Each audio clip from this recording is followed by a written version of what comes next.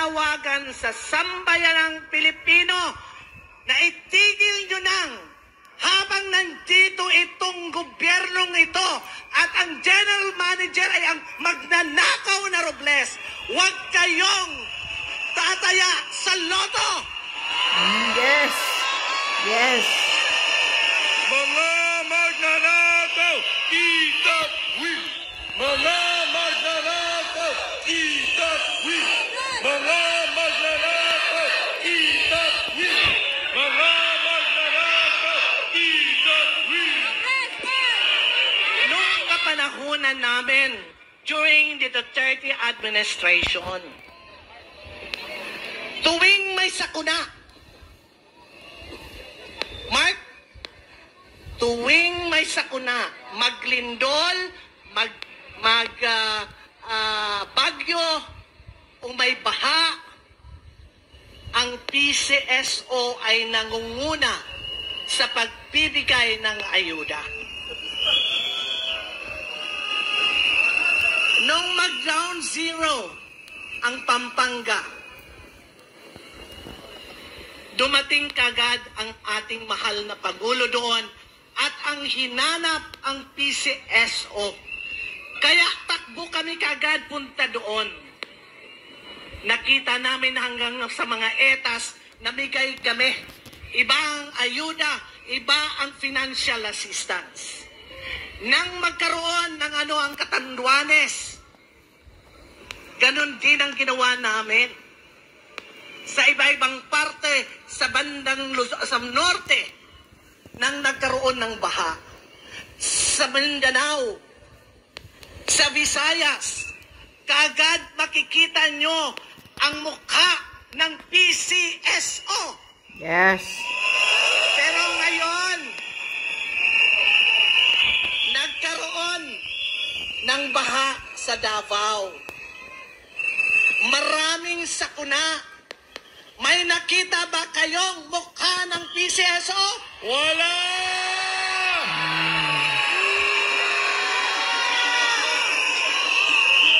Dahil wala nang maibigay na pera.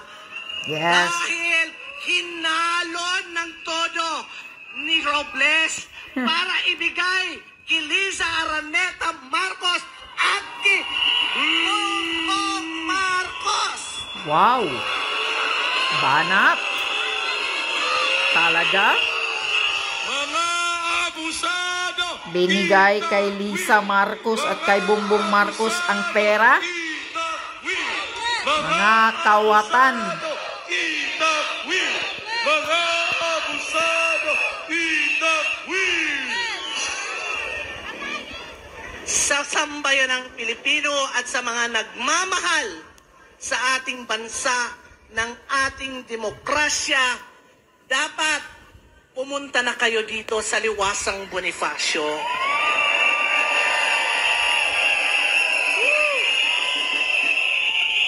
Dahil darating at dadating, lalabas Grabing ang tao. video ng isang taong mataas Pang-5 araw na to. ng pulveron.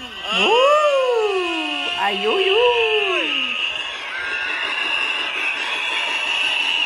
Polboron, polboron. Video ng pulburon, ilabas! Video ng pulburon, ilabas! Video ng pulburon, ilabas! Video ng pulburon, ilabas! Video ng pulburon, ilabas! Video ng pulburon, ilabas! Sa ating mga uniform men, sa Armed Forces of the Philippines, at saka sa Philippine National Police, imulat nyo ang inyong mga mata. Correct. Huwag kayong Marami na sa magpabulag-bulagan. inyo ang ayaw na sa administrasyong ito.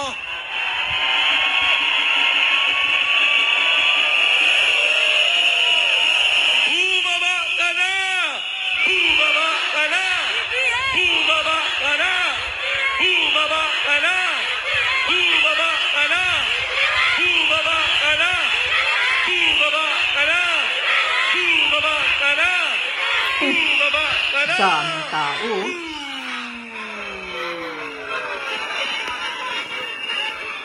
So, uulitin ko bago ako pumunta sa ibang topic.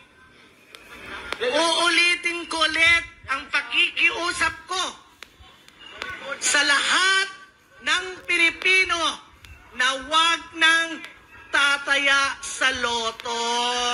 Yes. Huwag na kayong tataya sa loto. PCSO, manloloko! PCSO, manloloko! PCSO, manloloko! PCSO, manloloko!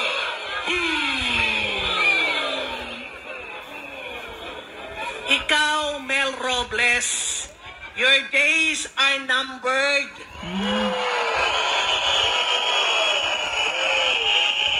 Galing ka din sa wala. Alam namin ang pagkatao mo. Or dahil sa corrupt official ka talaga, ever since, kaya ka tinanggal ni Presidente Duterte, kinuha ka ng gobyernong ito. Dahil ang gobyernong ito, ang gustong, ang inilalagay o niluluklok sa kaniyang mga ahensya ay lahat magnanakaw. Oh.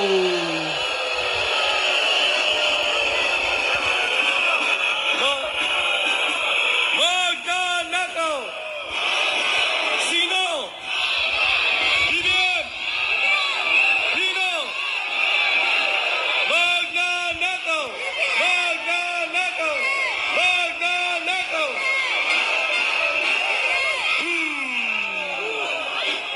Punta naman tayo. Sinasabayan nung kami nasa Davao Prayer Rally, may sabay si Tambaloslos. Kilala niyo ba kung sino si Tambaloslos? Tambaloslos. Sinabayan ng pamimigay ng bilyon-bilyon kasama ang kanyang mga hudares. Mga sipsipoit congressman. na mga congressman. Oh. Correct. Mga tong. Nung nasa Cebu naman kami, prayer rally, sinabayan naman kami na pumunta sa Siargao at with 52 congressman at pinagmamalaki na may 1.2 billion silang dala-dala doon. Saan nanggaling yung pera niyong ipinamimigay? At ginagamit yung front ang DSWD, Mr. Speaker?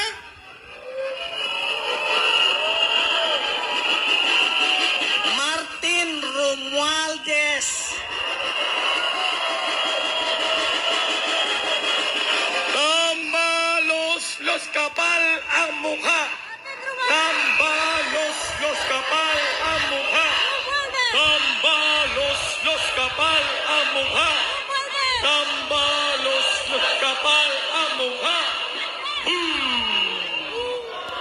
Ang perang binibigay ni Martin Romualdez ay galing sa atin. Galing sa taong bayan. Pero pag magsalita, I'm bringing with me 1.2 billion in Siargao. Mahiya ka sa mukha mo. Hindi mo pera yan. Hindi mo pera yan! Correct. Hindi mo pera yan. Kawatan talaga. Hindi mo pera yan! Grabing mukha talaga ni Tambaloslos. Kapal ng mukha. Hindi mo pera! Baboy. Last week, may pinuntahan akong isang town ng province of Cebu. 10 years ago, that town is third class. Sleepy town po ito na pinakadulo na ng probinsya ng Cebu. Nang dumating ako doon, napangangako Dahil ang ganda-ganda na ng lugar, the infrastructure is so nice with all the buildings at naging turismo na. Naging tourist destination na ng Cebu Province. Saan yan? Saang banda yan? It's a small, sleepy town na nag-transform into like 5th municipality now na sinasabi ng mayor baka maging city na sila. Ganda. Itong taong ito, itong mayor na ito ay galing sa hirap. Yan ang maganda talaga. Nag-dream siya na darating ang panahon ang aking maliit na bayan pag ako pinagbigyan na mamuno dito ay gagawin ko ang lahat para makilala sa probinsya ng Cebu. Ngayon, I'm bringing this out because I want Speaker Martin Romualdez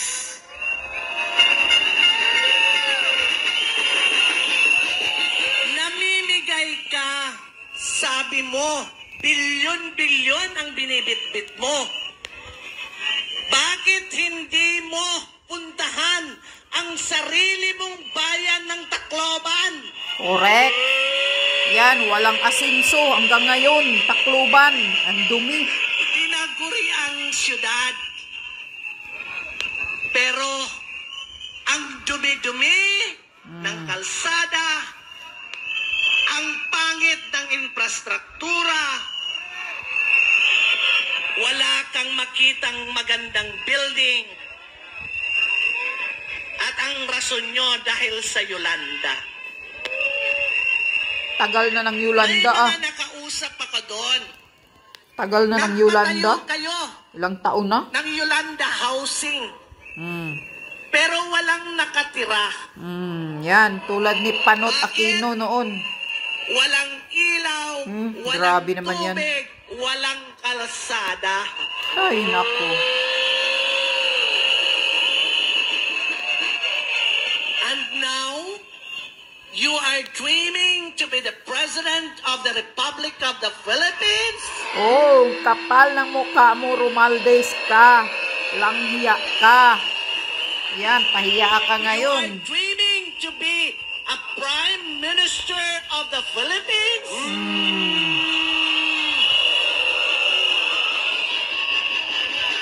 Unahin mo muna ang sarili mong yard. Correct. Distrito mo doon, di mo inasikaso. Wala ka pang pinakikitang maganda na hayop ka. Hindi. Hayop ka, Romualdez ka.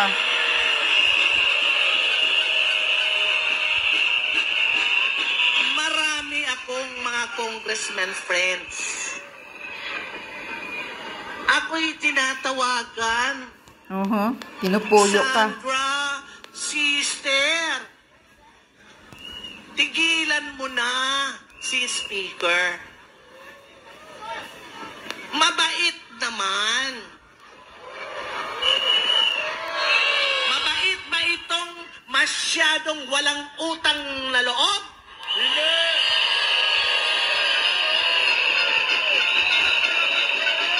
Mabait ba itong namimili ng tigilang milyon bawat kongresista para sumunod sa kanya? Mabait ba yung nanluloko sa politika o ano yan? Noong PI? December, namigay ka ng 20 million plus 2 million Wow. cash sa bawat kongresista para lang Sisipsip sa puwit. magustuhan ka na ilaban nyo itong Politicians Initiative. Correct. Tumjutang inang PI ni Romualdez. Kaya pala, tag 22 million ang binigay sa bawat congressman.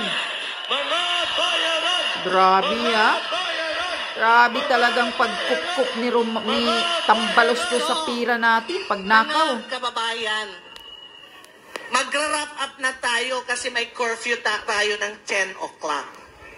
Ako lang talaga ay pumunta dito kahit pagod na pagod ako. Kalilibig lang ng kapatid ko kahapon. But I want to share with you my thoughts and my heart. I love the Philippines. Do you love the Philippines?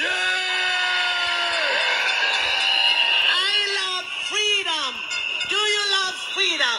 Yes. Freedom and speech. Ipaglaban natin ang demokrasya. Itigil natin itong martial law at pababain ang dapat ng bumaba na palboronic. Bumaba ka na! Pababain ang bangag na presidente. Bumaba ka na! Bumaba ka na!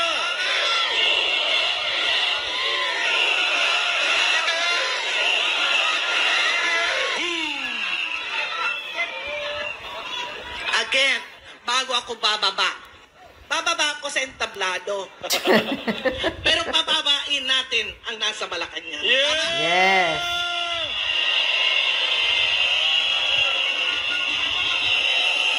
Resign, BBM. Huwag na kayong tataya sa loto. Yes. Tama! Reminder ulit. Dahil ang binubuhay nyo ay ang malalaking tiyan dyan sa Si Malacanang. Butod. At itong si Robles. Tama. Salamat at magandang gabi po sa inyong lahat.